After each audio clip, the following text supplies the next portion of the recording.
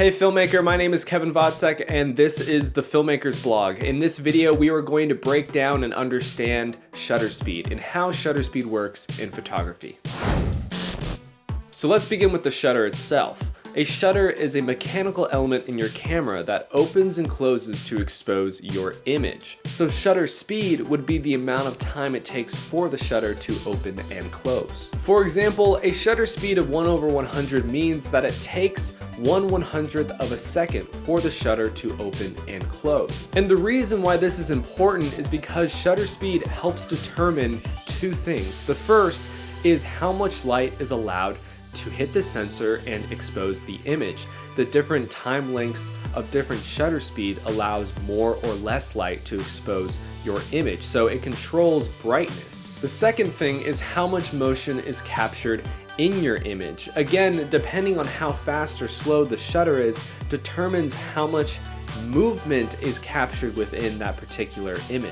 When discussing shutter speed, we are almost always talking about a fraction of a second, but to save space on some camera displays, they will show it as a whole number. So a shutter of 1/100 can also be displayed as just 100. If you ever reach a shutter that is a whole number, or maybe even seconds longer than that, there will be a symbol behind the number on your camera display, and that looks like this. Here is the shutter speed scale. Now, this scale is not like the ISO or f-stop scales, so there's a lot more shutter speeds within each point that I have and going beyond the scale itself. But this is just a good way to wrap our heads around it and to teach the points that I'm making in this video. So let's move on to the first thing that shutter speed affects, and that is exposure time. The slower the shutter speed, the longer the time is of exposure for the image, and therefore the brighter the image. The faster the shutter speed, the shorter the exposure time, and therefore the darker the image.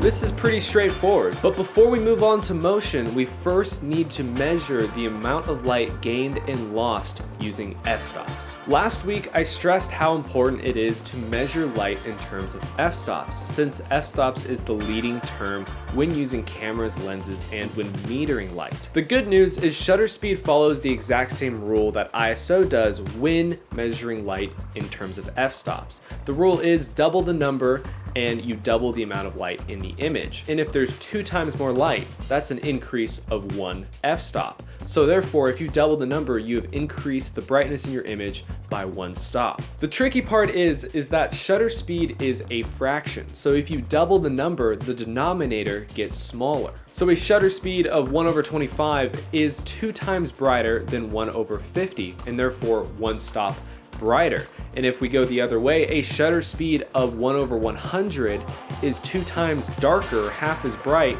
than a shutter speed of 1/50.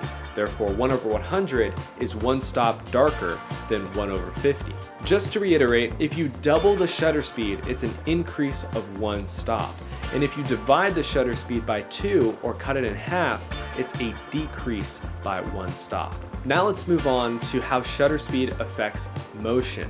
A slower shutter speed allows more motion to be captured within the image and therefore has more motion blur, while a faster shutter speed has much less motion captured within the image and has much less motion blur. So let's take a break from all this technical talk and let's just daydream for a second. Think of a car driving down the street. If I'm going to take a picture of this car, I'd want a faster shutter speed so that it actually stays in focus and there's not very much motion blur. So I put a high shutter speed on my camera and I take the photo.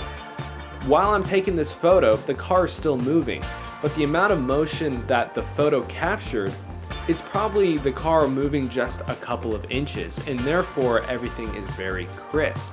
But if I took the same photo with a very slow shutter speed, the amount of motion captured wouldn't be just a couple inches, it might be 30 or 40 feet of the car driving down the road.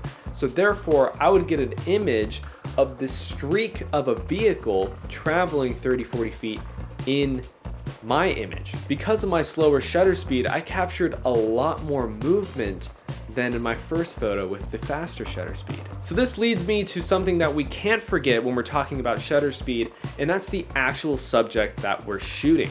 If the subject isn't moving, then changing your shutter speed wouldn't have a big impact at all in the amount of motion blur in the image. They're not moving to begin with, so a longer exposure time wouldn't capture any extra movement.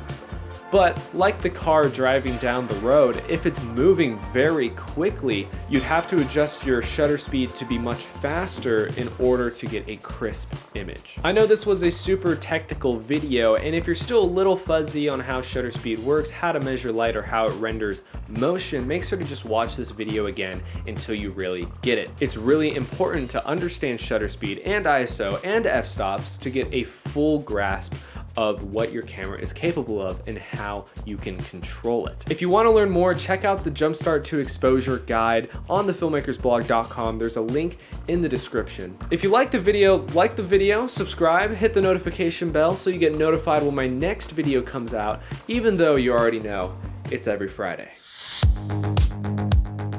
Next week, we're going to tackle shutter angle and how shutter angle works when filming.